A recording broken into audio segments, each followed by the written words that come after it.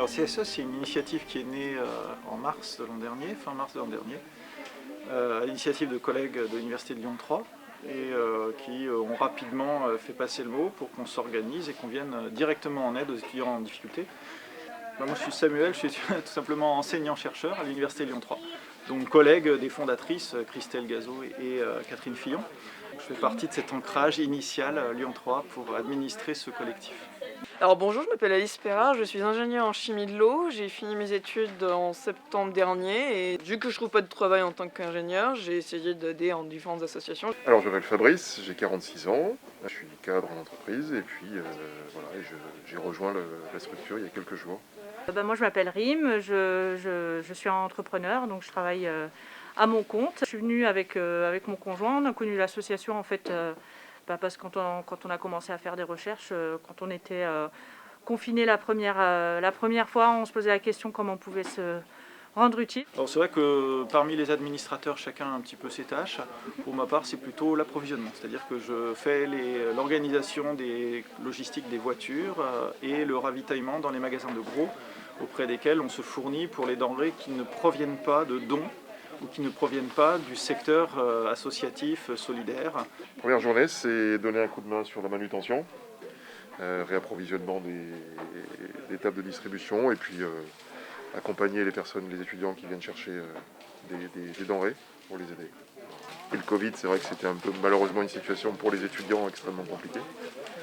Ayant un étudiant dans la famille, notre fils aîné, il nous parle de ses collègues qui sont en difficulté, etc. Donc on a bien compris, ça nous a beaucoup plus sensibilisés au problème en fait. Cette organisation, au début, c'était bricolé, c'est-à-dire qu'on a pris 5 locaux qui étaient soit des locaux privés, particuliers, soit des magasins qui nous prêtaient aussi leur surface pour entreposer des denrées. On a commencé à collecter auprès de la banque alimentaire, auprès de dons venus de magasins tout simplement, ou qu'on a acheté avec les premiers financements dont on a disposé, qui étaient au départ surtout des financements universitaires et publics.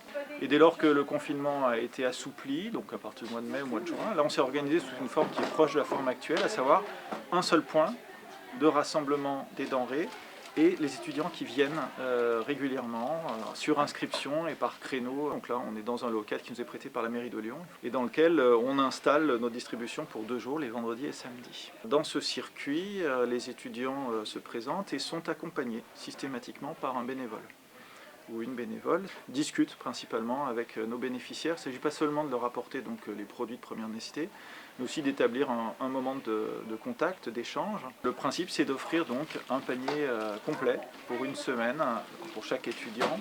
D'abord on leur donne un panier hygiène avec tout ce qui est PQ, brosse à dents, dentifrice, un nettoyant pour le sol. Ensuite on les amène à un endroit précis pour commencer avec en plus de l'hygiène, par exemple l'hygiène intime.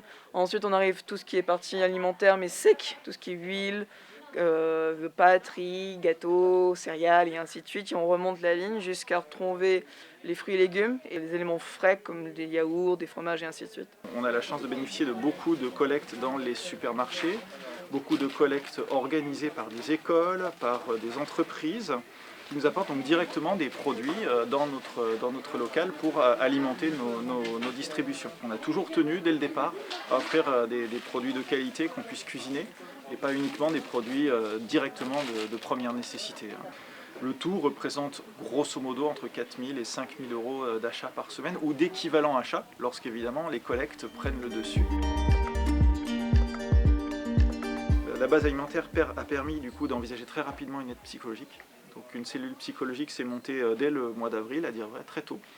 Ce sont des professionnels, des psychologues professionnels qui sont bénévolement proposés pour faire des heures d'accompagnement. Donc nous, on ne fait que la mise en relation. Le troisième pilier, ça a été un parrainage, où depuis le mois de décembre maintenant, on propose à des étudiants étrangers qui...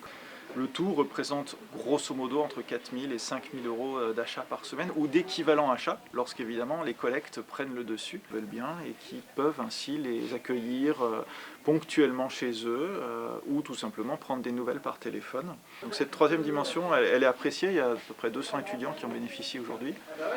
Et on a un pool de 600 familles lyonnaises qui se sont proposées pour accompagner cette autre dimension du CSE. Avec mon mari, du coup, on est parrain d'une étudiante qui est une étudiante d'origine iranienne, donc qui est en école d'archéologie. Je me suis dit, ça pourrait être sympa en même temps de partager sur la culture et sur d'autres champs, on va dire, qui peuvent nous faire voyager aussi, nous apporter nous. Et l'objectif, c'est surtout de pouvoir l'aider, mais aussi nous de pouvoir partager avec une étudiante. Peut-être que elle peut nous apporter aussi plein de choses, on va dire, d'un point de vue culturel, spirituel, enfin tout plein de choses.